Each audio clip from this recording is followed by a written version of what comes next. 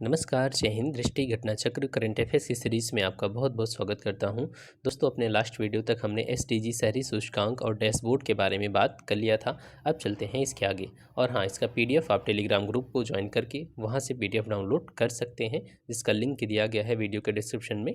वहाँ से आप ग्रुप को भी ज्वाइन कर सकते हैं। ठीक है, चलिए स्टार्ट करते हैं। स्वच्छ सर्वेक्षण 2021 20 नवंबर 2021 को भारत सरकार का आवासन और शहरी कार्य मंत्रालय इसके द्वारा स्वच्छ सर्वेक्षण 2021 का रिजल्ट जारी किया गया।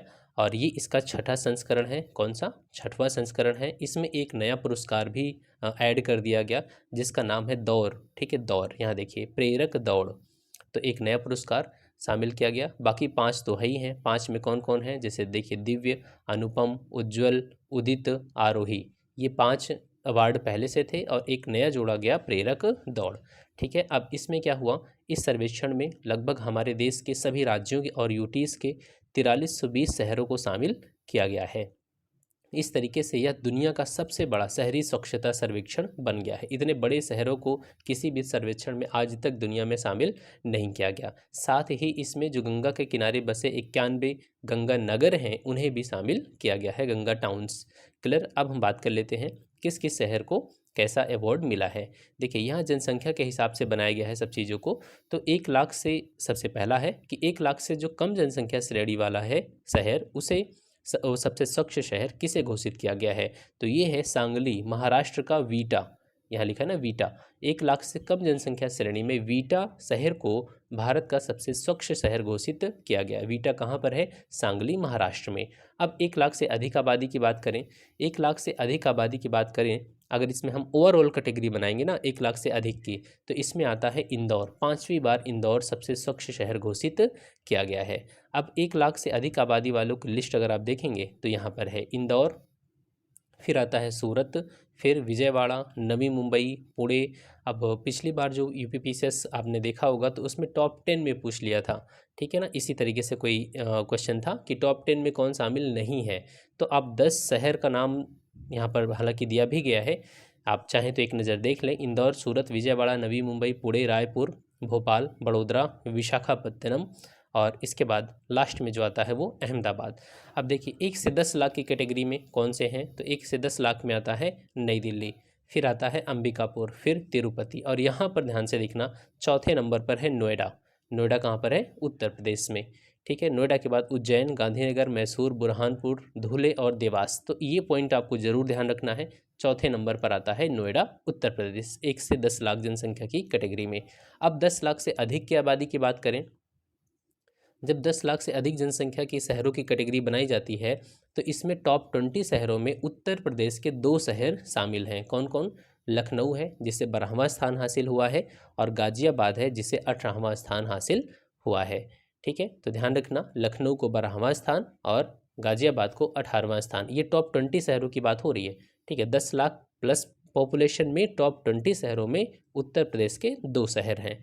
और यहाँ पर भी है, देखिए, गाजियाबाद 18वां हो गया, इसके अलावा कानपुर को 21वां। अब ये 20 से प्लस हो गया ना, टॉप 20 में तो 2 ही हैं, अब 20 के बाद भी हमारे शहर इसमें हैं, जैसे कि 21वां में कानपुर है, फिर आगरा है 24वें नंबर पे। यहाँ आगरा जो 24वां है, प्रयागराज का 26वां है, मेरठ का 27वां है, वाराणसी का 30वां स्थान है। क्लियर। तो इस तरीके से इनको स्थान प्राप्त हुआ है। अब यहाँ पर राज्य की बात करें, ऐसे राज्य जहाँ पर 100 से कम स्थानीय निकाय हैं तो उनमें झारखंड टॉप पर है, और ऐसे राज्य जहाँ पर 100 से ज़्यादा लोकल बॉडीज़ हैं, स्थानीय निकाय हैं, उनमें टॉप पर कौन है? छत्तीसगढ़ है। ठीक है, तो यहाँ पर झारखंड आता है और यहाँ पर छत्तीसगढ़। और उत्तर प्रदेश की बात करें तो उत्तर प्रदेश में तो 100 से ज़्यादा शहरी स्थानीय निकाय हैं, स्वाभाविक सी बात है। तो यहाँ पर उत्तर प्रदेश का स्थान किस में आता है? 100 से ज़्यादा स्थानीय निकायों वाले में आएगा, और छठे नंबर पे आता है। यहाँ पर 5 नंबर कौन सा हो गया? आंध्र प्रदेश। और छठा नंबर यहाँ पर नीचे कौन होगा? उत्तर प्रदेश, क्योंकि यहाँ पर 100 से ज़्यादा शहरी निकाय हैं। क्लियर। अब गंगा टाउन्स की बात करें तो गंगा टाउन्स में भी पॉपुलेशन के आधार पर डिवाइड किया गया है कि 1 लाख से अधिक जनसंख्या वाले अगर गंगा नगर हैं तो उसमें कौन सा आता है? उत्तर प्रदेश का वाराणसी नगर को शीर्ष स्थान हासिल हुआ। और जबकि दूसरे, तीसरे और चौथे नंबर पे कौन है? सेकंड नंबर पे आता है मुंगेर, जो कि बिहार में, फिर आता है पटना, और फिर आता है कानपुर। कानपुर आ जाता है किस नंबर पे? फर्स्ट नंबर पे वाराणसी, सेकंड नंबर पे मुंगेर, थर्ड नंबर पे पटना, और कानपुर आता है चौथे नंबर पर। ठीक है, तो ये ध्यान रखना है आपको। ये हो गया गंगा टाउन्स में।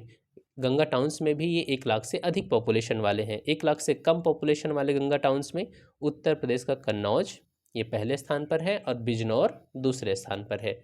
ठीक है, अब यहाँ पर देखिए एक चीज़ और, मेगा सिटीज़ की ओर चलते हैं। मेगा सिटीज़ का मतलब होता है 40 लाख से ज़्यादा पॉपुलेशन, 40 लाख से ज़्यादा आबादी जिस शहर की है उसे क्या कहते हैं, मेगा सिटीज़। अब यहाँ पर देखिए इसमें कौन है, अहमदाबाद। अहमदाबाद जो है वो टॉप पर है।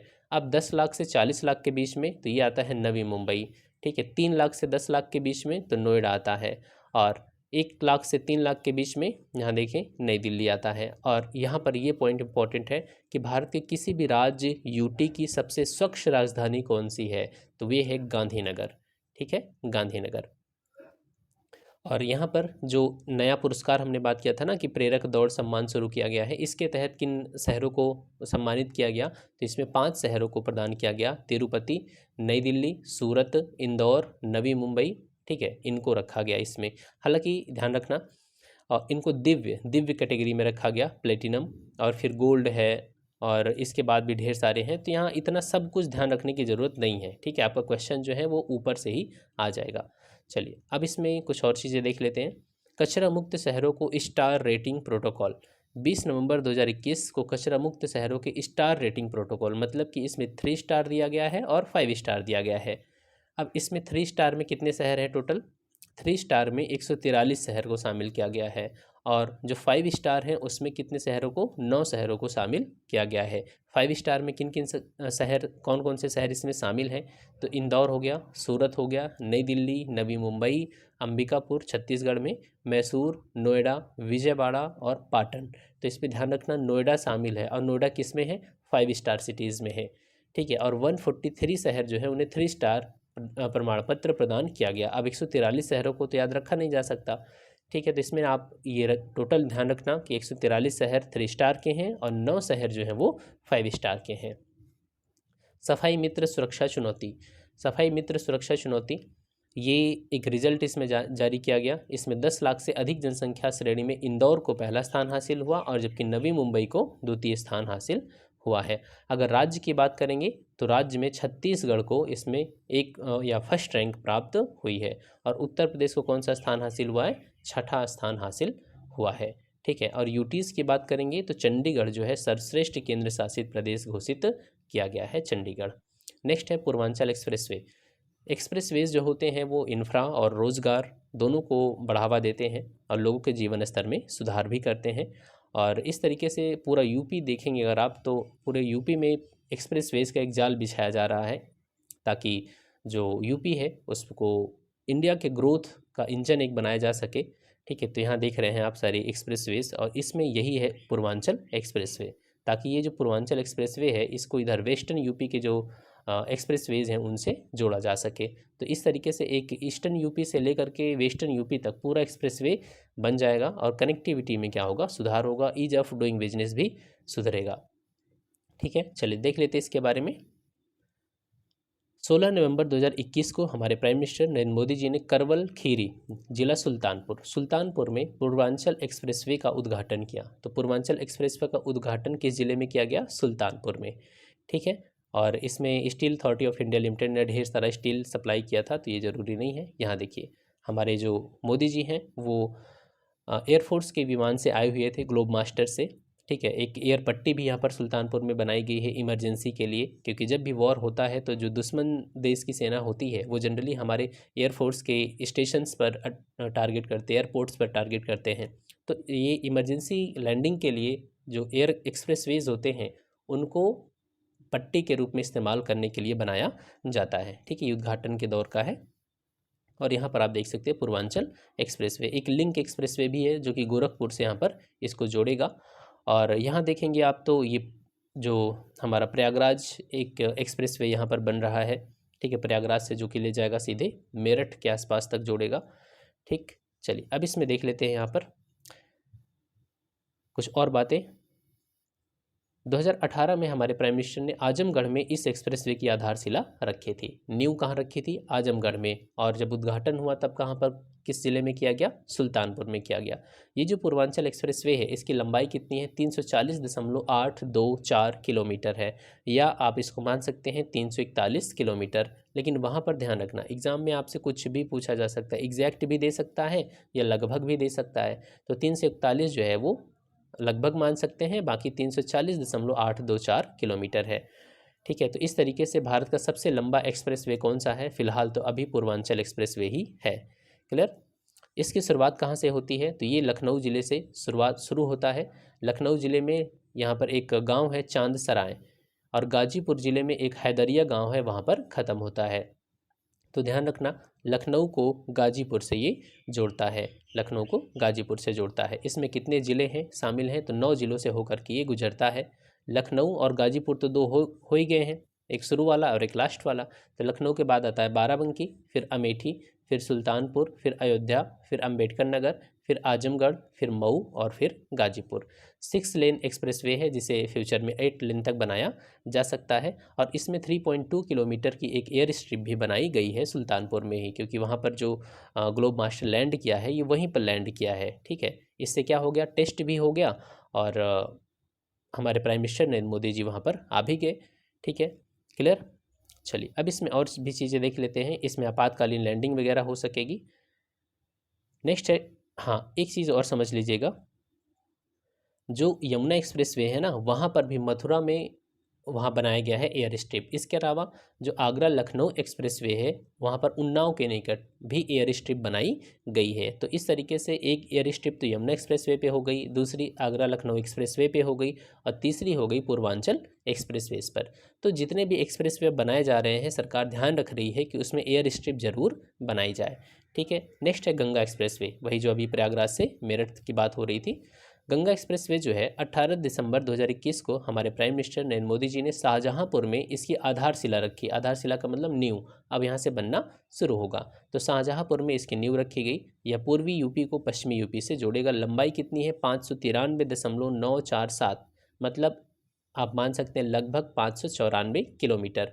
तो बनने के बाद तो ये सबसे लंबा एक्सप्रेसवे हो जाएगा। अभी फिलहाल कौन सा है? पूर्वांचल एक्सप्रेसवे है, जिसकी लंबाई कितनी है? 341 किलोमीटर। और जबकि ये बन जाएगा तो ये 594 किलोमीटर का लगभग होगा। तो सबसे लंबा यही है। 6 लेन का भी बनेगा, 8 लेन तक फ्यूचर में इसे बढ़ाया जा सकता है। और ये जो है मेरठ जिले के बिजौली गांव से शुरू होकर के प्रयागराज जिले के दांडू गांव पर समाप्त होगा। तो मेरठ को प्रयागराज से जोड़ेगा, बस इतना ध्यान रखना है। ठीक है, बस हो गया।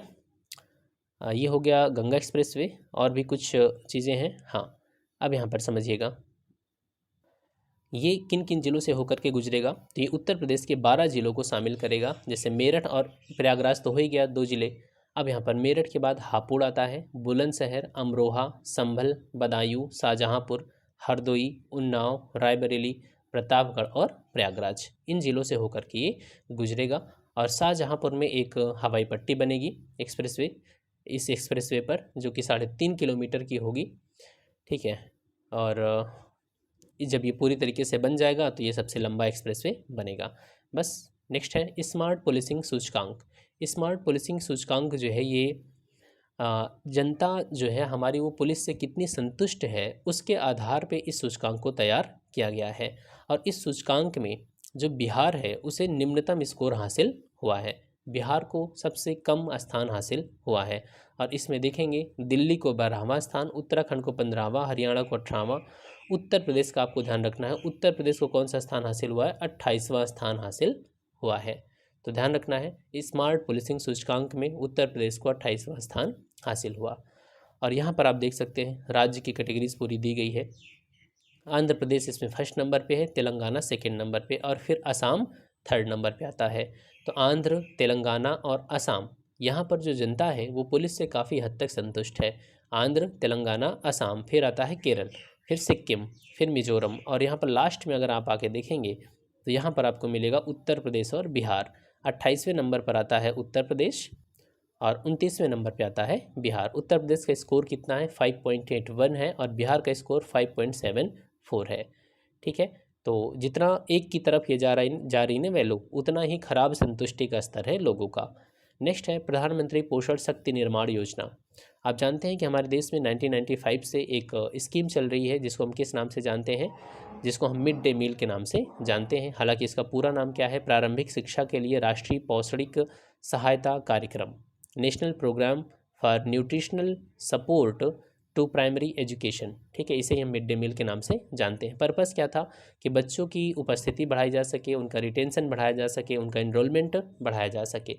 ठीक है, तो इसके लिए मिड डे मील शुरू किया गया। अभी हाल ही में 29 सितंबर 2021 को हमारे प्राइम मिनिस्टर नरेंद्र मोदी जी की अध्यक्षता में जो हमारी cabinet committee on economic affairs है, आर्थिक मामलों की मंत्रिमंडलीय समिति, इसने पोषण शक्ति निर्माण योजना को मंजूरी दिया। और जानते हैं कि यही वो CCEA है जो MSP की घोषणा करती है, minimum support price. Cabinet committee on economic affair से ही MSP की घोषणा करती है।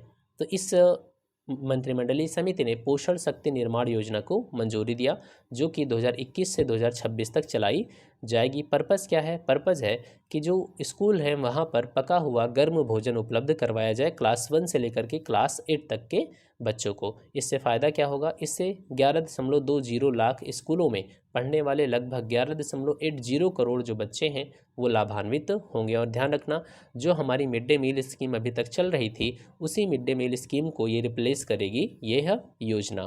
ठीक है, ध्यान रखना। तो पोषण शक्ति निर्माण जो है वो मिड डे मील स्कीम को रिप्लेस करने के लिए बनाई जा रही है। इसमें क्या होगा, जो प्राइमरी क्लास के बच्चे हैं उनको प्रति बच्चे के लिए 100 ग्राम और उच्च जो प्राथमिक कक्षाएं हैं वहाँ पर 150 ग्राम खाद्यान्न की सप्लाई की जाएगी। ठीक है, नेक्स्ट है राज्य खाद्य सुरक्षा सूचकांक। राज्य खाद्य सुरक्षा सूचकांक food safety and standards authority of India, भारतीय खाद्य सुरक्षा और मानक प्राधिकरण, इसके द्वारा इस सूचकांक को जारी किया गया है। और ध्यान रखना, पहली बार जो ये सूचकांक था 2019 में जारी किया गया था 7 जून को। 7 जून का जो दिन होता है वो विश्व खाद्य सुरक्षा दिवस के रूप में ऑब्जर्व किया जाता है, तो 7 जून को जारी किया गया था। और इस तरीके से तीसरा संस्करण है राज्य खाद्य सुरक्षा सूचकांक। ठीक है, इसमें कई सारे पैरामीटर्स हैं जिनके आधार पर इसे जारी किया जाता है। अब इसमें अगर हम लिस्ट देखें तो लिस्ट में शीर्ष 3 जो बड़े राज्य हैं वो गुजरात टॉप पर आता है खाद्य सुरक्षा सूचकांक में। मतलब वहाँ पर जो भी चीज़ें फूड प्रोडक्ट्स हैं उनकी सेफ्टी का ध्यान रखा जाता है। ठीक है, कई पैरामीटर्स हैं, पैरामीटर्स पे हमें नहीं जाना। गुजरात फर्स्ट नंबर पे आता है, केरल सेकेंड, तमिलनाडु थर्ड। छोटे राज्यों में गोवा फर्स्ट नंबर पे, और फिर हमारे नॉर्थ ईस्ट की स्टेट्स हैं मेघालय और मणिपुर। छोटे राज्यों में गोवा, बड़े राज्यों में गुजरात। और यूटीज़ की बात करें तो यूटीज़ में जम्मू कश्मीर फर्स्ट नंबर पे आता है, अंडमान निकोबार सेकंड नंबर पे, दिल्ली थर्ड नंबर पे। क्लियर? सबसे नीचे स्थान किसे हासिल हुआ है? तो यहाँ आप देख सकते हैं मिज़ोरम। छोटे राज्यों में सबसे अंतिम स्थान है 8वां, और बड़े राज्यों में सबसे अंतिम स्थान किसका है? बिहार का है, 20वां स्थान। और यूटीज़ में लक्षद्वीप सबसे नीचे स्थान पर है। उत्तर प्रदेश कहाँ पर आता है? तो उत्तर प्रदेश बड़े राज्यों में 5वें नंबर पे आता है। उत्तर प्रदेश बड़े राज्यों में 5वें नंबर पर, स्कोर कितना है? 59। क्लियर? नेक्स्ट है रेल कौशल विकास योजना। तो स्किल डेवलपमेंट, हमारे देश में जो युवा आबादी है वो बहुत ज़्यादा है, और इनको स्किल देना बहुत इंपॉर्टेंट है हमारे देश को ग्रोथ, या हमारे देश की ग्रोथ के लिए, एम्प्लॉयमेंट के लिए, हर चीज़ के लिए। इसीलिए जो रेलवे है वो भी कोशिश कर रही है कि इनको हम अपने सेक्टर में लेके आएँ, ट्रेनिंग दें। तो इसीलिए सरकार ने इस स्कीम को शुरू किया है। अब इसमें देखिए, इसमें क्या होगा, इसमें अगले 3 सालों में 50,000 युवाओं को ट्रेनिंग दिया जाएगा, जैसे कि इलेक्ट्रीशियन है, वेल्डर है, मशीनिस्ट है, फिटर है। 100 घंटे का ट्रेनिंग होगा और 50,000 युवाओं को ट्रेनिंग दी जाएगी। एज कितनी होनी चाहिए लोगों की? 18 से 35 साल के उम्मीदवार इसमें शामिल हो सकते हैं। कौन सी एजेंसी ट्रेनिंग देगी? तो बनारस में जो बनारस लोकोमोटिव वर्क्स है वही इसकी नोडल एजेंसी है, इसी की जिम्मेदारी होगी ट्रेनिंग देने की। क्लियर? नेक्स्ट है भारत में अपराध 2020। ये जो रिपोर्ट है किसके द्वारा जारी किया जाता है? तो NCRB, national crime record bureau के द्वारा जारी किया जाता है। इसका जो पहला संस्करण था वो 1953 में जारी किया गया था। 14 सितंबर 2021 को ये रिपोर्ट जारी की गई थी, और ये 68 संस्करण है इसका। इसमें जो रिपोर्ट है वो अपराध कब से कब तक के शामिल किए गए हैं? 1 जनवरी से लेकर के 31 दिसंबर 2020। मतलब ये एक्चुअल में जो डेटा है वो 2020 का है। ठीक है, तो क्योंकि जो रिपोर्ट बनाने में टाइम लगता है, पिछले 1 साल का डेटा उपलब्ध होगा तब उसके आधार पर रिपोर्ट तैयार की जाएगी। तो ये 1 जनवरी से लेकर के दिसंबर 2020 के बीच में जो भी क्राइम हुए हैं उनके आधार पर इस रिपोर्ट को तैयार किया गया। अब इसमें आप देखेंगे तो 2020 में कुल कितने कॉग्निजेबल क्राइम्स हुए हैं, संज्ञेय अपराध, उसमें यहाँ पर ये दिया गया है इकाई, दहाई, सैकड़ा, हज़ार, दस, लाख, 10 लाख, मतलब लगभग 66 लाख क्राइम हुए हैं हमारे देश में। ठीक है। और 2019 की तुलना में 2020 में 28% जो क्राइम है वो क्या हुआ है, बढ़ गया है। और ख़ास बात क्या है कि इसमें 50,035 मामले किस चीज़ के हैं, साइबर क्राइम के हैं। साइबर क्राइम का मतलब जैसे कि पैसा ट्रांसफ़र करा लेना किसी से, फ़ोन पे, पेटीएम आदि से। ठीक है। तो इन चीज़ों मतलब मोबाइल वगैरह का यूज़ करके, इंटरनेट का यूज़ करके जो क्राइम किया जाता है वो सब किस में आते हैं, साइबर क्राइम में। तो 50,035 मामले ये साइबर, हालांकि ये तो रिपोर्टेड हैं, और जो अनरिपोर्टेड रह जाते हैं वैसे साइबर क्राइम की संख्या तो लाखों में जा सकती है। तो 50,035 मामले साइबर क्राइम के हैं। 2019 की तुलना में 2020 में 11.8% मामले ज़्यादा रजिस्टर्ड हुए हैं साइबर क्राइम के। ठीक है। तो ध्यान रखना है आपको भी इन चीज़ों को। महिलाओं के विरुद्ध अपराध की बात करें तो महिलाओं के विरुद्ध जो अपराध है 2020 में जो भी अपराध हुए हैं उनमें गिरावट आई है, कितनी, 8.3% की। 2019 में जितने अपराध हुए थे उसकी तुलना में 8.3% कम अपराध हुए हैं 2020 में। ठीक है। चलिए नेक्स्ट बात करते हैं स्वच्छ सर्वेक्षण ग्रामीण 2021। भारत को स्वच्छ बनाने के लिए ये हमारे प्राइम मिनिस्टर नरेंद्र मोदी जी का एक सपना था कि इंडिया को हम क्या बनाएं, पूरी तरीके से स्वच्छ बनाएं। और ये हर भारतीय की एक कोशिश भी होनी चाहिए कि हम जिस भी परिवेश में रहते हैं जहाँ पर, वहाँ पर हम स्वच्छता का ध्यान रखें। तो 2 अक्टूबर 2014 को इस एक कार्यक्रम चलाया गया, स्वच्छ भारत मिशन। अब ये जो मिशन है इसके दो उप मिशन है, एक तो ग्रामीण हो गया स्वच्छ भारत मिशन ग्रामीण, और एक स्वच्छ भारत मिशन शहरी। अब यहाँ पर ध्यान रखना, जो स्वच्छ भारत मिशन ग्रामीण है वो किस मिनिस्ट्री के द्वारा चलाया जा रहा है, वो चलाया जा रहा है जल शक्ति मंत्रालय के द्वारा। और जो स्वच्छ भारत मिशन शहरी है वो चलाया जा रहा है आवासन और शहरी कार्य मंत्रालय के द्वारा। ठीक है। तो इसका टारगेट क्या था, इसका टारगेट ये भी था कि लगभग हमारे देश में 100 मिलियन शौचालय, 100 मिलियन का मतलब कितना हो गया, 10 करोड़, 10 करोड़ शौचालय का भी निर्माण किया जाए।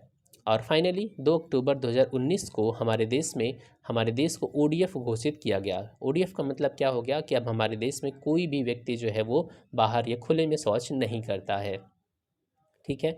तो सभी गांव, सभी ग्राम पंचायत, सभी जिले, राज्य, यूटी सबको ODF घोषित कर दिया गया। अब यहाँ पर इसी के लिए ये सर्वेक्षण अब किया जा रहा है। ठीक है। ये जो स्वच्छ सर्वेक्षण है ये किस लिए किया गया, ताकि ये देखा जा सके कि जो स्थिति पहले थी क्या वो अब बनी है या नहीं बनी है। तो 9 सितंबर 2021 को स्वच्छ भारत मिशन ग्रामीण चरण 2 के अंतर्गत स्वच्छ सर्वेक्षण ग्रामीण 2021 लॉन्च किया गया। तो अब ये सर्वे जो होगा वो चल रहा होगा, इसके बाद का जो डेटा है वो बिल्कुल इम्पोर्टेंट नहीं है। अब इसमें समझिएगा ODF, ODF प्लस ये चीज़ें क्या होती हैं समझ लीजिए। ODF क्या है, ODF प्रोटोकॉल का मतलब होता है कि यदि किसी भी दिन के किसी भी समय कोई भी व्यक्ति खुले में शौच नहीं करता तो उस शहर या वार्ड को ODF प्लस कहा जाता है। ठीक है। मतलब किसी भी दिन कोई भी व्यक्ति खुले में शौच नहीं करे तो उस गांव को या शहर को हम ODF मानते हैं। ODF प्लस क्या होता है, ODF प्लस में ODF वाली तो सिचुएशन बनी ही रहेगी, क्योंकि यहाँ पर ODF प्लस लिखा हुआ ना, प्लस का मतलब इसमें एक चीज़ और ऐड हो जाएगी, उसे ODF तो होना ही चाहिए। साथ ही जो भी सामुदायिक और सार्वजनिक शौचालय हैं वो कार्यात्मक अवस्था में फंक्शनल हो। ये नहीं कि शौचालय तो बना है और उसमें ताला लगा है, या अगर खुला भी है तो उसमें पानी नहीं आ रहा, टंकी नहीं है। तो जो भी सामुदायिक और सार्वजनिक शौचालय अगर वो कार्यात्मक अवस्था में है और सुव्यवस्थित हैं तो उन्हें किसका दर्जा मिलेगा, ODF प्लस का। अभी जो पंचायत 2 सीरीज़ आई है ना, उसमें भी थोड़ा सा इस मुद्दे को दिखाया गया है। ठीक। तो उसमें DM साहिबा उनकी रेड पड़ने वाली होती है, और चूँकि वो गांव ODF घोषित हो चुका होता है, लेकिन कुछ लोग अभी भी बाहर जाते हैं क्योंकि उनका शौचालय नहीं बना होता, तो उसमें ये चीज़ दिखाई भी गई है। इसके बाद क्या होता है ODF प्लस प्लस। अब ODF प्लस प्लस में क्या होगा, देखिए ODF प्लस वाला तो कैटेगरी होनी ही चाहिए, फिर इसमें एक और प्लस ऐड हो गया, तो ODF प्लस वाली सिचुएशन बनी रहनी चाहिए। साथ में ये भी ध्यान रखना होगा कि जो भी वहाँ पर पानी या मल, कीचड़, सेप्टिस जो सब चीज़ें निकलती हैं उन्हें डायरेक्टली किसी हम जो वाटर इकोसिस्टम है उसमें ना डालें, बल्कि उनका हम ट्रीटमेंट करें। ट्रीटमेंट करने के बाद ही उनको हम कहीं पर डाल सकते हैं। ठीक है। तो ये ध्यान रखना ODF प्लस प्लस कैटेगरी जिस भी शहर या गांव को मिलता है उसका ये मतलब है कि वहाँ पर जो भी कीचड़ है, सेप्टीज़ है, नालियों का प्रवाह है, वो किसी जल निकाय में यूं ही नहीं कर दिया जाता, बल्कि उसको ठीक से ट्रीटमेंट किया जाता है। ठीक है, तो ये हो गया ODF प्लस प्लस। अब ये चीज़ें हो गई। नेक्स्ट बात करते हैं सुजलाम अभियान। सुजलाम अभियान आज़ादी का अमृत महोत्सव हमारे देश में चलाया जा रहा है, और इस आज़ादी के अमृत महोत्सव के एक अंग के रूप में सुजलाम अभियान को स्टार्ट किया गया। सुजलाम अभियान है क्या? तो ये जो सुजलाम अभियान है, इसका टारगेट था कि जो ODF स्थायित्व, ODF सस्टेनेबिलिटी, मतलब ODF तो अनाउंस हो चुका है हमारा पूरा देश, तो इस ODF को बनाए रखा जाए। ये ना हो कि ODF अनाउंस हुआ और अगले ही दिन से क्या किए, लोग खुले में शौच जाने लगे। तो ये नहीं होना चाहिए। ODF स्थायित्व और गंदला जल प्रबंधन, ग्रे वाटर मैनेजमेंट, मतलब जो घर से जो पानी निकलता है ना, उसे ग्रे वाटर कहते हैं। और घर वाले, जैसे मान लीजिए कि हम सब्जी धोते हैं, खाना बना रहे हैं, तो बार बार हम उस पानी चला करके हाथ धोते हैं, तो वो पानी इतना ज़्यादा पॉल्यूटेड नहीं होता। उसको ट्रीटमेंट करने के लिए हमें बहुत ज़्यादा एनर्जी वगैरह इन सब की रिक्वायरमेंट नहीं होगी। ठीक है, तो ODF स्थायित्व और ग्रे वाटर मैनेजमेंट के लिए ये सुजलाम अभियान चलाया गया। हालांकि ये 100 दिन का ही था, तो 25 अगस्त 2021 को स्टार्ट किया गया और फाइनली ये तो ख़त्म हो गया। 100 दिवसीय अभियान था। इसमें किन किन चीज़ों पे ध्यान दिया गया था कि 10 लाख सॉकपिट का निर्माण किया जाए, शौचालयों की मरम्मत की जाए, नए परिवारों तक शौचालय की पहुँच, जो अभी नए पर अपना घर बना रहे हैं कहीं पर। ठीक है, तो इसलिए इसको लॉन्च किया गया था। नेक्स्ट है इंदौर, भारत का पहला जलाधिक्य शहर। भारत का पहला वाटर प्लस शहर कौन सा है? तो वो है इंदौर। बस इतना ध्यान रखना, भारत का पहला वाटर प्लस सिटी कौन सा है? इंदौर है। नेक्स्ट बात करें इसमें NIRF India rankings 2021। NIRF India ranking 2021 केंद्रीय शिक्षा मंत्रालय के अंतर्गत नेशनल इंस्टीट्यूट रैंकिंग फ्रेमवर्क की शुरुआत हुई थी 29 सितंबर 2015 को। और ये क्या करता है, इसमें जो भी हमारे उच्च शिक्षण संस्थान है, हायर एजुकेशनल इंस्टीट्यूट्स हैं, उनको रैंकिंग प्रदान की जाती है। इसमें हम बात कर लेते हैं 9 सितंबर 2021 को जो हमारे केंद्रीय शिक्षा मंत्री हैं धर्मेंद्र प्रधान जी, इन्होंने नेशनल इंस्टीट्यूशनल रैंकिंग फ्रेमवर्क के अंतर्गत ये रैंकिंग जारी किया, इंडिया रैंकिंग्स 2021। इसमें कई कैटेगरी बनाई गई है। पहला तो ओवरऑल कैटेगरी लिया गया, फिर इसके बाद विश्वविद्यालय, फिर कॉलेज, फिर रिसर्च इंस्टीट्यूट, सबको अलग अलग श्रेणी में स्थान दिया गया है। डिसिप्लिन्स भी अलग अलग हैं, 7 विभिन्न विषय हैं, जैसे कि engineering, management, pharmacy, law, medical, architecture, dental. ठीक है, तो इन 7 डिसिप्लिन्स में भी रैंकिंग प्रदान की गई है। अब यहाँ पर समझ लेते हैं कि पहली बार अनुसंधान संस्थानों को, रिसर्च इंस्टीट्यूट को पहली बार इसमें रैंकिंग दी गई है। यहाँ पर मानक दिया गया है, तो मानक पे नहीं ध्यान देना है। अब यहाँ पर समझिए रैंकिंग में सबसे पहले हम ओवरऑल कैटेगरी देखेंगे। ओवरऑल में कौन टॉप पर आता है? IIT मद्रास। IIT मद्रास कहाँ पर? चेन्नई में है, फर्स्ट नंबर पे। फिर आता है ISC बेंगलुरु, भारतीय विज्ञान संस्थान बेंगलुरु। फिर थर्ड नंबर पे आता है IIT बॉम्बे। और यूपी के कितने हैं? तो यूपी के टॉप 10 में तो यहाँ पर 5वें नंबर पर है IIT कानपुर। ठीक है, टॉप 5 में तो यही शामिल है। और यहाँ पर देखेंगे 10वें नंबर पर आता है BHU। ठीक है, तो ध्यान रखना इस ओवरऑल कैटेगरी में 5वें नंबर पे हमारा IIT कानपुर, और यहाँ पर 10वें नंबर पर BHU है, बनारस हिंदू विश्वविद्यालय। फर्स्ट नंबर पे पूछा जाएगा तो IIT मद्रास है। क्लियर? नेक्स्ट बात करें इसमें उत्तर प्रदेश के संस्थान, तो टॉप 10 में आपने देख ही लिया, IIT कानपुर है और BHU है, एक 5वें नंबर पर और एक 10वें नंबर पर। यहाँ पर कुछ और भी चीज़ें हैं विश्वविद्यालय श्रेणी में। ये तो ओवरऑल कैटेगरी हो गई। अब आता है यूनिवर्सिटी कैटेगरी। यूनिवर्सिटी कैटेगरी में यहाँ पर जो IIC बेंगलुरु है वो हमारा टॉप पर है, और जवाहरलाल नेहरू विश्वविद्यालय नई दिल्ली ये सेकंड नंबर पे आता है, और BHU जो है वाराणसी उसे तीसरा स्थान प्राप्त हुआ है। तो ये हो गई विश्वविद्यालय कैटेगरी। अब हम डिसिप्लिन्स पे आते हैं। इंजीनियरिंग श्रेणी में पहला स्थान किसे हासिल हुआ है? तो यहाँ पर इंजीनियरिंग श्रेणी में IIT मद्रास को, और फिर IIT दिल्ली को, ये सेकंड नंबर पर। मैनेजमेंट में तो IIM अहमदाबाद है, और अगर मेडिकल में आप आएंगे तो यहाँ पर एम्स नई दिल्ली है। और इसके बाद अगर लॉ में आएंगे तो national law school of India university है, ये बेंगलुरु में है। और डेंटल में आएंगे तो डेंटल में एक इंस्टीट्यूट है, Manipal college of dental sciences, ये है उडुपी कर्नाटक में, ये फर्स्ट नंबर पर आता है। ठीक है, और फार्मेसी में आता है जामिया हमदर्द, जो कि है नई दिल्ली में। क्लियर? चलिए नेक्स्ट बात करते हैं अब कार्बी आंगलांग समझौता। हाँ, कॉलेज भी देख सकते हैं। कॉलेज में मिरांडा हाउस है दिल्ली यूनिवर्सिटी का, और रिसर्च में तो हमारा IIC बेंगलुरु ही है। नेक्स्ट है कार्बी आंगलोंग समझौता। यहाँ पर कार्बी आंगलोंग समझौता इतना इम्पोर्टेंट नहीं है। हाँ, आपके मेंस में जो इंटरनल सिक्योरिटी का टॉपिक होता है थर्ड पेपर में, उसके लिए ज़रूरी है। पीटी के लिहाज से जो भी चीज़ें हैं वो हम देख लेते हैं। देखिए कार्बी आंगलोंग है क्या, तो जो हमारा असम है वहाँ पर एक ज़िला है कार्बी आंगलोंग। आप देखेंगे कि पूरे नॉर्थ ईस्ट में बहुत सारे अलगाववादी या कुछ ऐसे जो समूह हैं जो स्वायत्ता की मांग करते हैं, कुछ अलगाववादी हैं, कुछ उग्रवादी टाइप के, तो इस तरीके से विद्रोही गुट आपको वहाँ पर ढेर सारे देखने को मिलेंगे। ये जो कार्बी आंगलोंग के लिए लड़ाई लड़ रहे हैं, ये लोग अपना एक अलग राज्य की मांग कर रहे हैं कि हमें एक अलग राज्य चाहिए, तो उसी को लेकर के यहाँ पर समझौता हुआ है। देखिए यहाँ पर ये जो कार्बी आंगलोंग है, यहाँ ढेर सारे जनजातीय समूह रहते हैं, जैसे कार्बी, डिमासा, बोडो, कुकी, हमार, तीवा, गारो, मान, रेंगमा, नागा, इन सब का ये मिलन बिंदु है। ठीक है, यहाँ पर कार्बी आंगलोंग में क्या होता है, ढेर सारे आदिवासी समूह रहते हैं और इनको ये सभी अपना एक अलग राज्य की मांग करते हैं। तो फाइनली यहाँ पर क्या हुआ कि ढेर सारे यहाँ पर जो गुट थे जो अलग राज्य की मांग कर रहे थे, जैसे कि people's democratic council of Karbi Longri, तो ये ढेर सारे नाम है यहाँ पर, ये सब बिल्कुल ध्यान नहीं रखना। इन लोगों ने मिल करके यहाँ पर सरकार के साथ एक समझौता किया है कि अब हम मुख्य धारा में शामिल होंगे, अलग राज्य की मांग इसमें हम अपने हथियार डाल दिए, हिंसा त्याग करके समाज की मुख्य धारा में शामिल होंगे। ठीक है, तो बस इसमें और कोई ख़ास बात नहीं है। अब यहाँ पर आप समझ लीजिए थोड़ा सा, ये है असम। असम में यहाँ पर आप देखेंगे तो आपको मिलेगा कार्बी आंगलोंग, ये है ईस्ट कार्बी आंगलोंग, और यहाँ पर मिलेगा आपको वेस्ट कार्बी आंगलोंग। ठीक है, असम के बारे में हम बात कर रहे हैं तो असम के बारे में आप कुछ और चीज़ें देख लीजिए। असम में नेशनल पार्क सबसे पहले है Kaziranga national park, Manas national park, Nameri national park, Rajiv Gandhi Orang national park. Next है Dibru Saikhowa national park, Raimona national park और दिहिंग पटकाई नेशनल पार्क। अब आप यहाँ पर इसको इमेज में भी देख सकते हैं। यहाँ से अगर वेस्ट टू ईस्ट चलेंगे या ईस्ट टू वेस्ट चलें, तो यहाँ देखिए अगर इधर से चलेंगे तो ईस्ट टू वेस्ट हो गया और इधर से वेस्ट टू ईस्ट। तो यहाँ पर मिलेगा आपको रायमोना, फिर यहाँ मानस, फिर उरांग, फिर नामेरी और फिर काजीरंगा, और फिर मिलेगा डिब्रू सैखोवा और यहाँ पर मिलेगा दिहिंग पटकाई। क्लियर।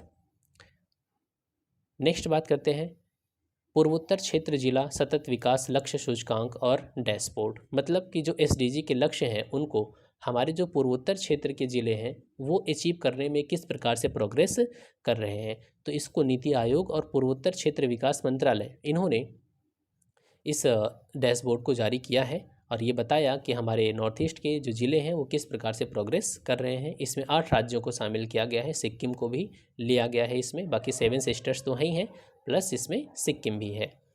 देख लेते हैं इसमें ध्यान से देखना, जो पूर्वी सिक्किम ज़िला है वो पहले स्थान पे आता है और गोमती और उत्तरी त्रिपुरा, ठीक है, गोमती और उत्तरी त्रिपुरा ये दूसरे स्थान पर आते हैं। तो पूर्वी सिक्किम ज़िला काफ़ी अच्छा प्रयास कर रहा है एसडीजी के लक्ष्यों को हासिल करने में, और इसके अलावा यहाँ पर गोमती और उत्तरी त्रिपुरा ये दूसरे स्थान पे आते हैं। क्लियर, तो ये इतना आपको तो याद रखना ही है। और एक चीज़ यहाँ पर है कि सिक्किम और त्रिपुरा के सभी ज़िले जो हैं वो किस कैटेगरी में आते हैं, अग्रणी श्रेणी में आते हैं। अग्रणी श्रेणी का मतलब क्या हो गया, फ्रंट रनर। और ध्यान रखना कोई भी ज़िला जो है वो ना तो एस्पायरेंट में है और ना ही अचीवर में है। तो एस्पायरेंट का मतलब बहुत कम नंबर हो गया ना, एस्पायरेंट का मतलब जो होता है वो बहुत कम। तो यहाँ पर ध्यान रखना जो भी ज़िले हैं सब वो बीच में आ रहे हैं, जैसे कि अचीवर तो भी कोई हुआ नहीं कि एसडीजी के सारे लक्ष्यों को हासिल कर लिया हो।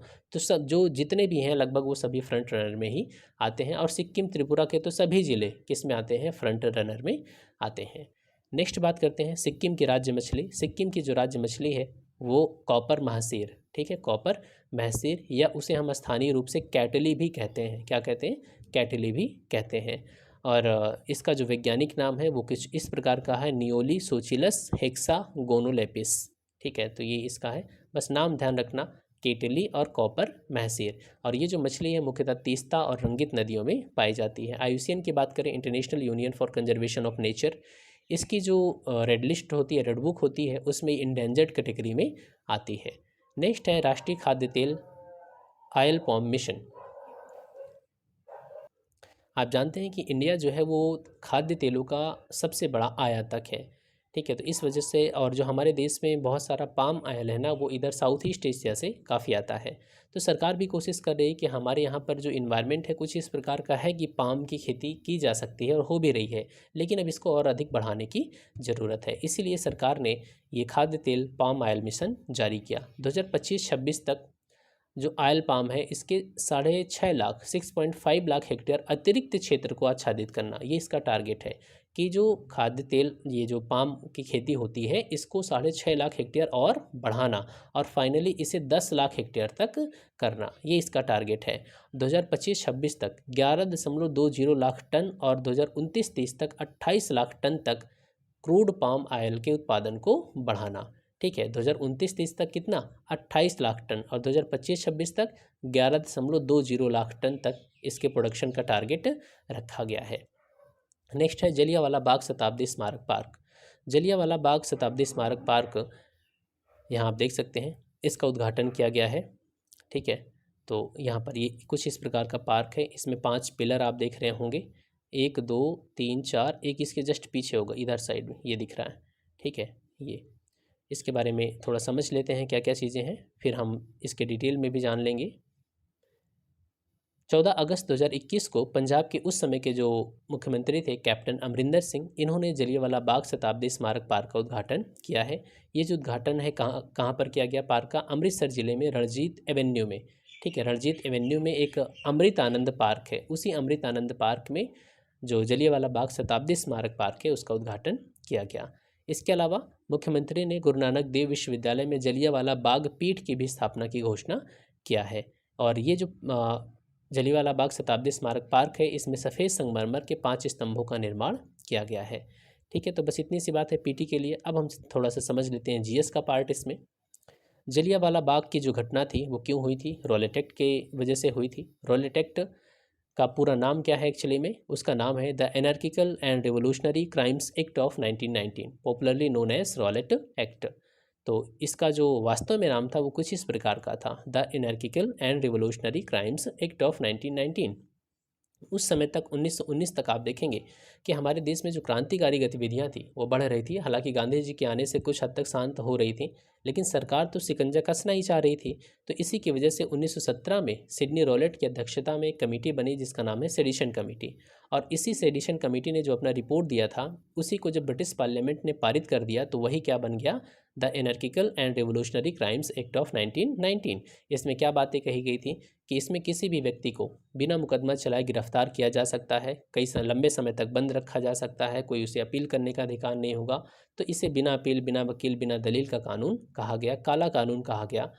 ठीक है, अब क्या हुआ, तो जब ये कानून आया तो गांधी जी ने रोलेट सत्याग्रह शुरू किया और रोलेट सत्याग्रह पूरे देश में लगभग चलाया गया। और फाइनली यहाँ पर पंजाब में भी इसका विरोध किया गया।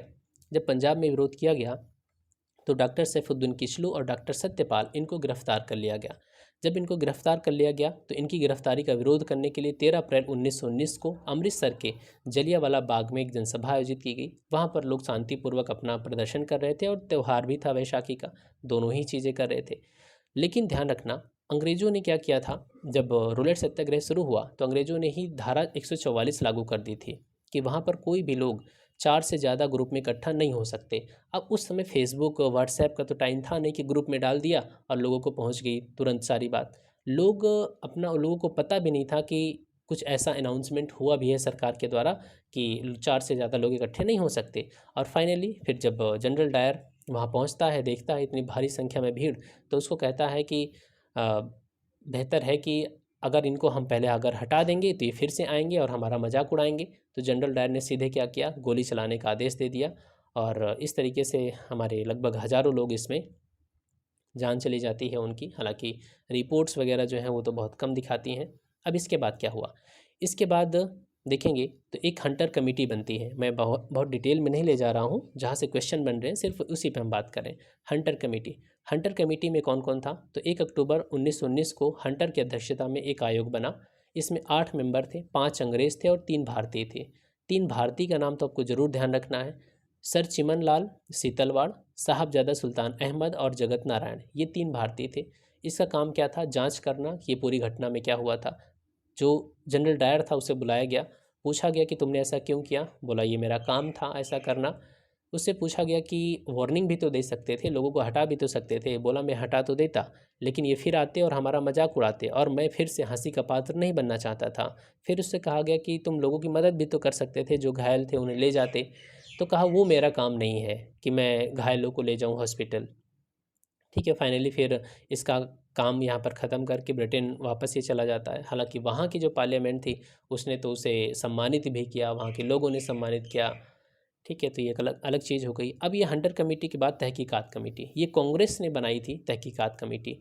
ठीक है, और इसके अध्यक्ष कौन थे? मदन मोहन मालवीय थे। बाकी मेंबर इसके कौन कौन थे? महात्मा गांधी, मोतीलाल नेहरू, अब्बास तैयब जी और चित्तरंजन दास, और लास्ट में है पुपुल जयकर। तो ये है तहकीकात कमेटी। ठीक है, चलिए नेक्स्ट बात करते हैं। अब यहाँ पर ये है रेजिनाल्ड डायर और माइकल ओडायर।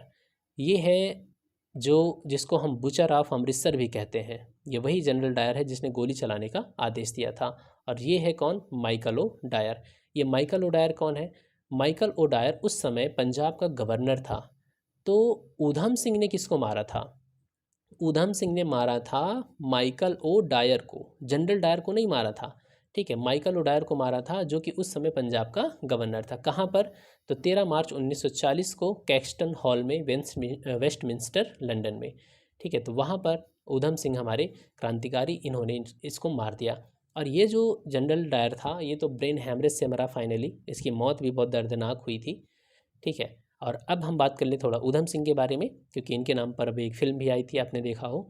जब ये पैदा हुए थे तो इनका नाम था शेर सिंह। 1899 में जब इनको गिरफ्तार किया गया था, जब इन्होंने पंजाब के गवर्नर को मार दिया था, तो गिरफ्तारी के बाद इनसे पूछा गया तुम्हारा नाम क्या है? तो इन्होंने कहा कि मेरा नाम है राम मोहम्मद सिंह आज़ाद।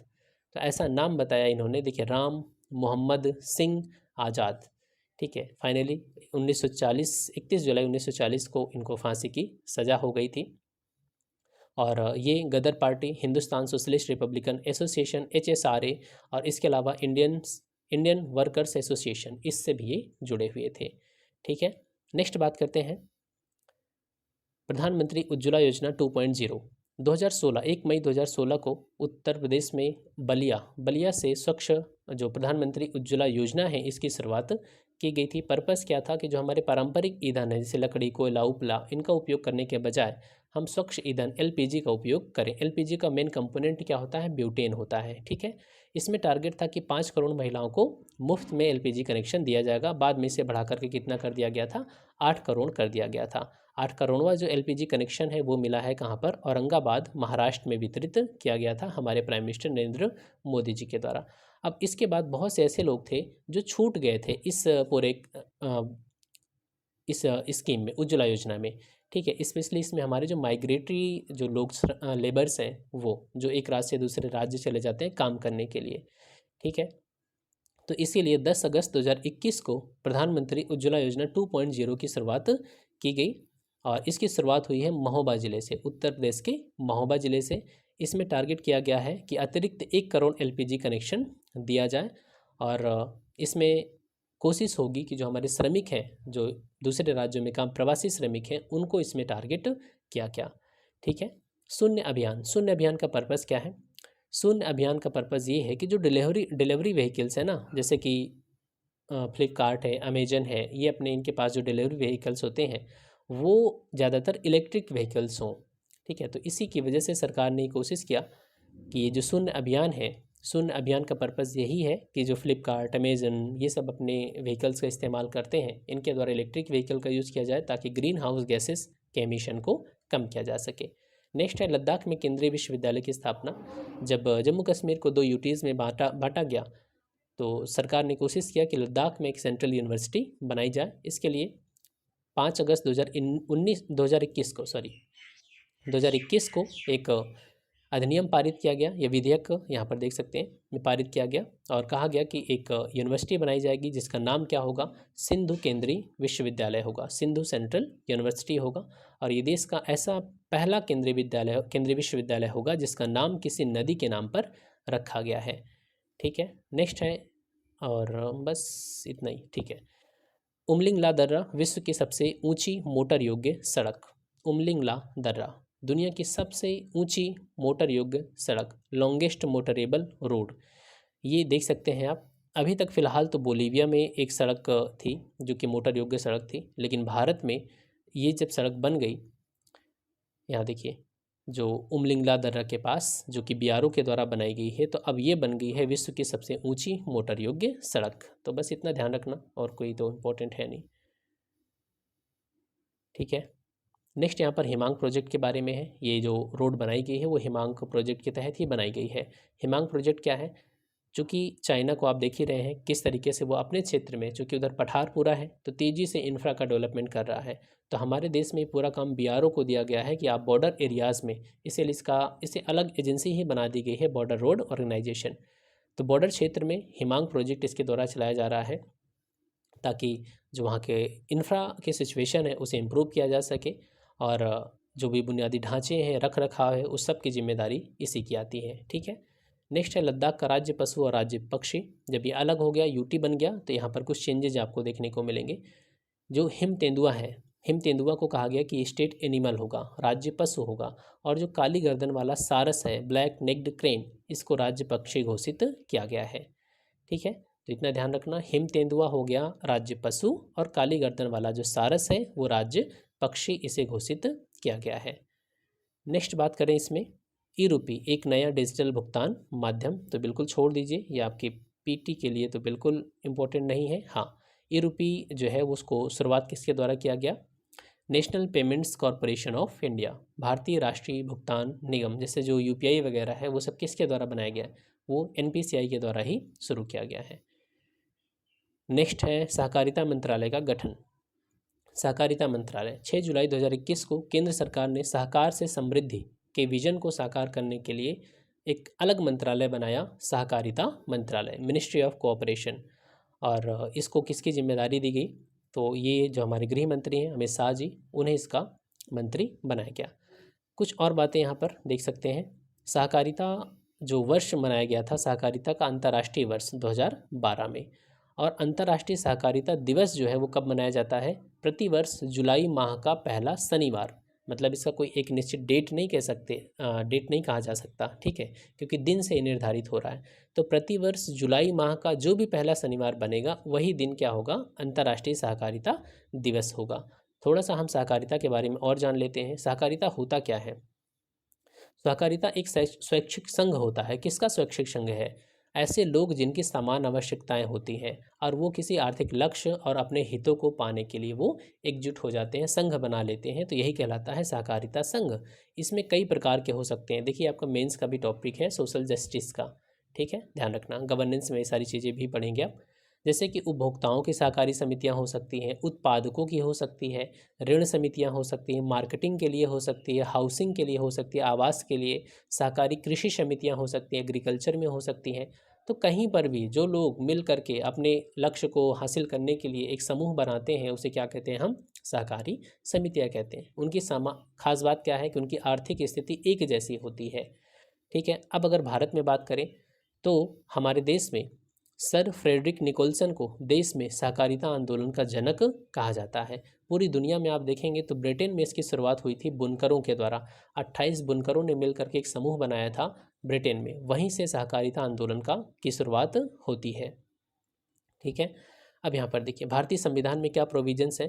तो भारतीय संविधान में पहले से नहीं था, 97th अमेंडमेंट किया गया, 97वां संविधान संशोधन, जिसके तहत article 19 clause 1 sub clause C, ठीक है, इसमें एक वर्ड जोड़ा गया सहकारी समितियां।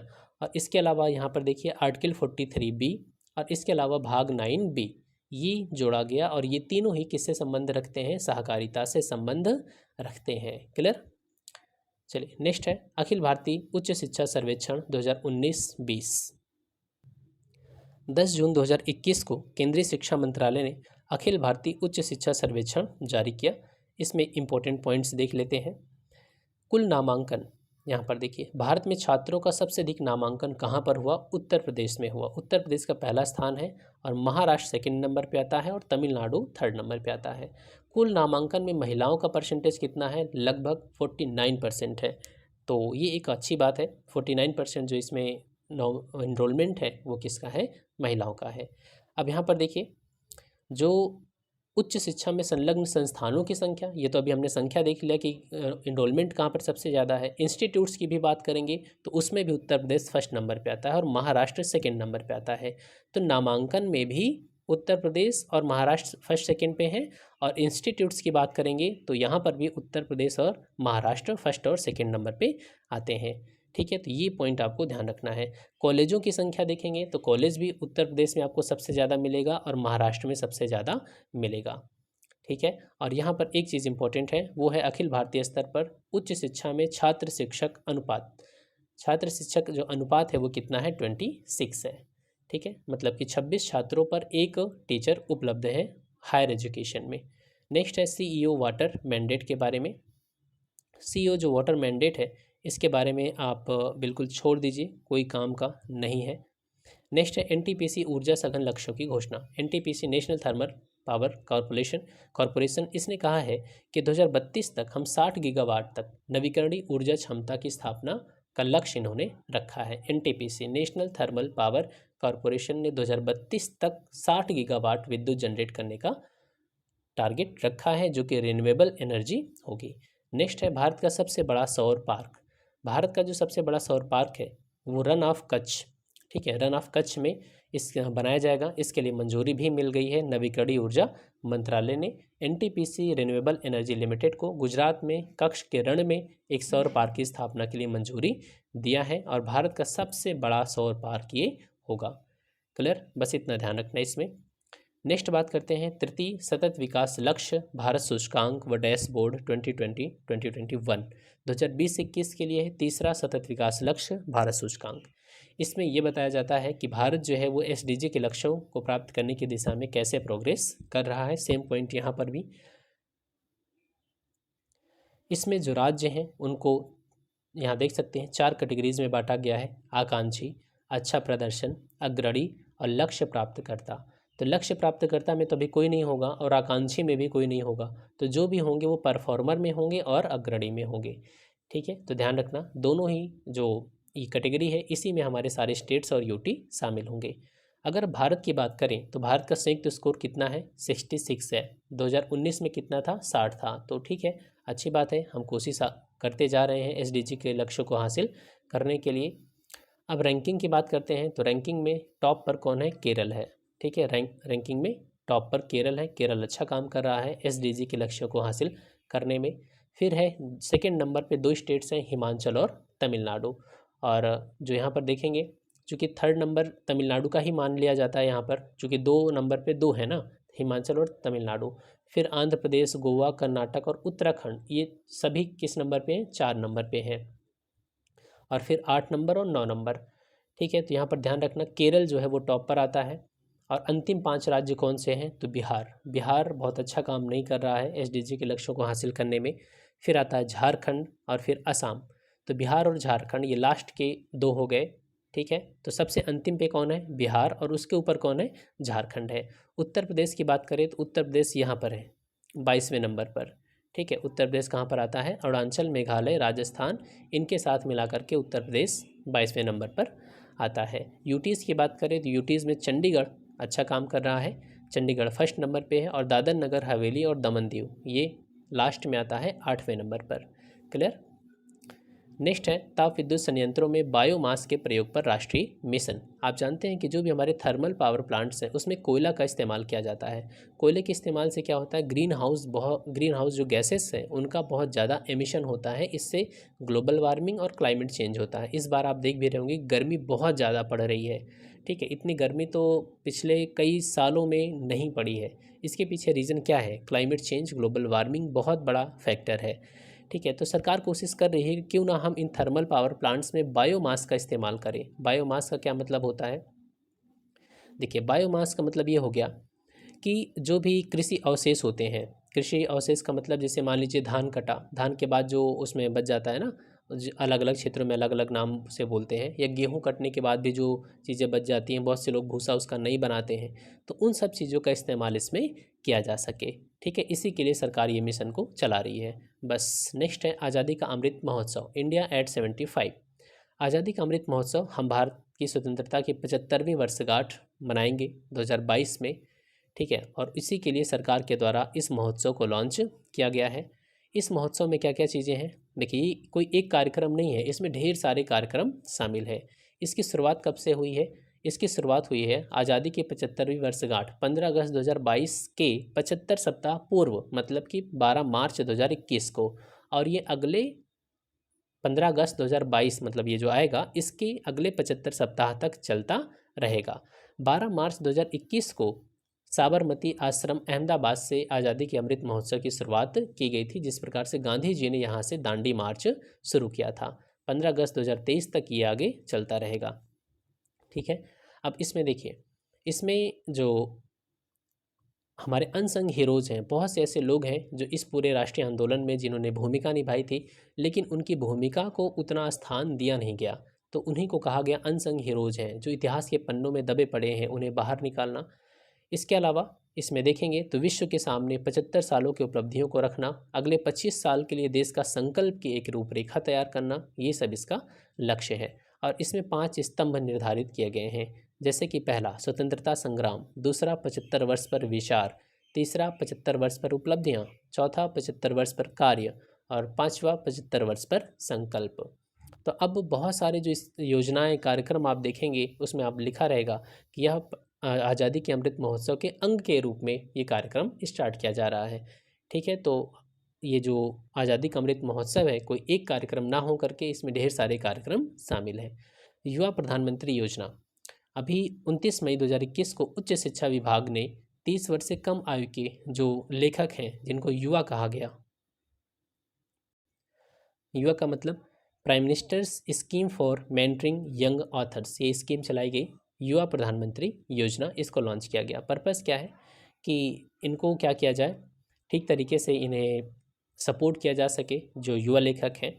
इसमें देख सकते हैं आप, युवा का फुल फॉर्म क्या है, young upcoming and versatile authors.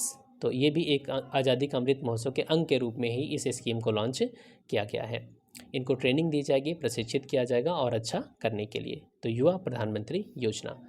तो ये जो हमारा नेशनल वाला पार्ट था ना, वो कंप्लीट हो गया। कुछ बच्चों को लगता है कि ख़त्म नहीं होगी, तो मैं बता दूं कि अब मैं अपने स्थान पे आ चुका हूँ, मतलब अपने जहाँ मैं रहता हूँ, और यहाँ पर सारी चीज़ें अवेलेबल हैं, तो कोई समस्या नहीं है। अभी मैं घर से बाहर था तो इस वजह से थोड़ी प्रॉब्लम थी। ठीक है, तो मिलते हैं नेक्स्ट वीडियो में, और बहुत जल्दी जल्दी अब आपको वीडियो मिलने लगेंगे। Thanks for watching, keep smiling.